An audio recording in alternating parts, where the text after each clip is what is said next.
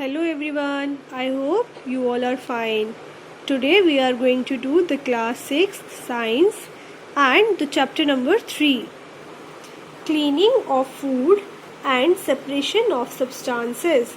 So students, today it is my second video on chapter number 3. In my previous video I have explained you about why do we clean the food, and I have explained that food is cleaned to first to remove undesirable components, and the second to obtain pure and useful components.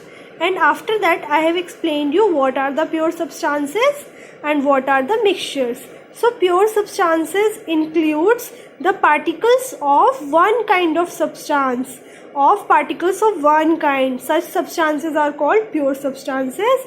And when there is the mixture of two or more than two kinds of substances, then we call that mixture. After that I have explained you what are the solid mixtures and what are the liquid mixtures and what are the gaseous mixtures. So students, today we will start with the cleaning of farm produce to obtain grains.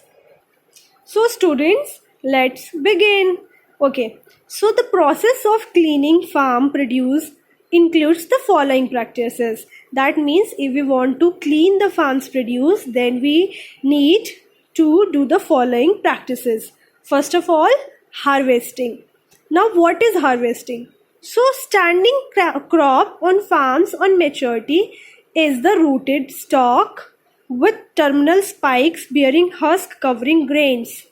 The crop is harvested either by hand using sickle or mechanically with the help of harvester combined. So see here, it is the crop and it is matured and rooted stalk crop with the bearing husk covered grains. Now we need to harvest it. Now how we will harvest it? We will harvest it by using a hand sickle. Hand sickle is also called hansia, right? Or we can harvest the crop by using the machine also. Harvester combined, that is the machine. Now harvesting by hand includes cutting of the crop plants close to the ground at the root level. And so in harvesting what we will do? We will cut the plant from the root level, that is near to the root level. Now the harvested crop plants are made into stacks and are dried in sun.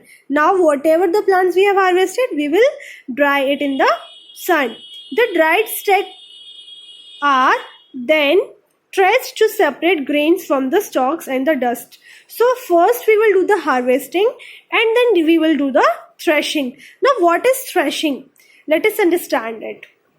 So first of all we will cut the crop and then we will dry it in the sun. Now what we will do in threshing? So stacks of dried harvested crops are threshed against a hard surface of slab or rock. Threshing is done in the same way as washerman does while washing the clothes at dhobi ghat. So we all have seen that how the washerman wash the clothes at the dhobi ghat. The threshing is also done in the same way, right? And on threshing, grains come out of the husk. So husk is the covering. See, here is the husk. In this husk, grains are present. So while we will do the threshing, then what will happen? This husk will burst and the grains will come out, right? So during threshing, stalks and husk gets broken into the small pieces called chaff. Now what is chaff? This husk and the stalks will get a break and they will form the small particles, or we can say they will form the powdery substance that is called chaff. Now threshing is also done by the process of trampling by cattle on the spikes bearing grains, specially to separate out grains of corn from its spike, right? So harvested spikes are spread on the ground in a circle and blindfolded cattle tied to a central axis are made to walk over them. And threshing is done in another way also. How? We just keep the harvested crop on the ground, and after that we make the cat trample on the spikes, right, in a circle. So cattle tread upon the spikes and their hoofs help separate the grains, leaving behind a mixture of broken straw, chaff and the grains. So in this manner we can do the threshing also, and that is the second process. See, here is the pictures of threshing.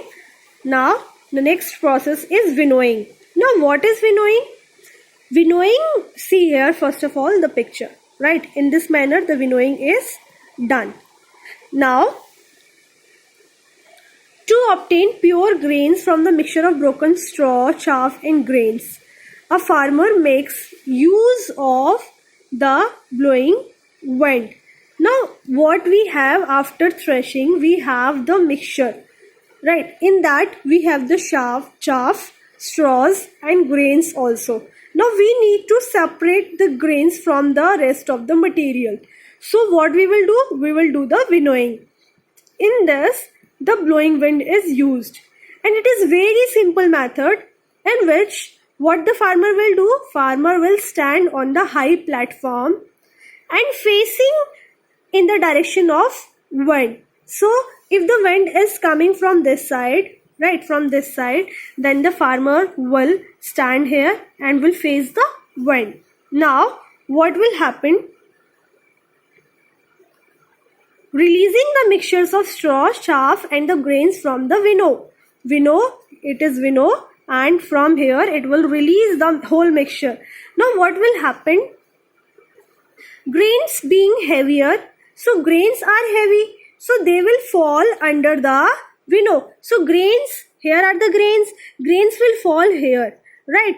And the chaff and the straw are lighter in weight, so they will go with the wind and they will fall here, right? So let's see what is written here. So grains being heavier fall under the winnow, straw and chaff being lighter are blown a little away by wind, so they will fall little away by the wind.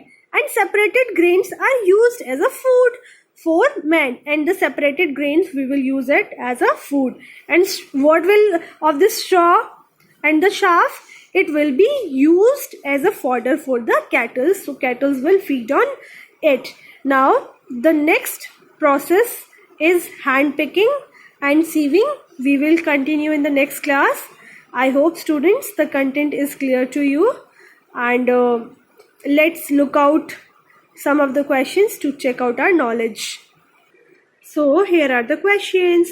Question number 1, give one word. First, method used for separating grains from chaff. Now question number 2, explain the following terms. First, threshing. Second, winnowing. I hope students the content is clear to you. Very soon I'll come with a new content or with the new topics. Till then all of you take care and bye bye, and thank you so much for the listening.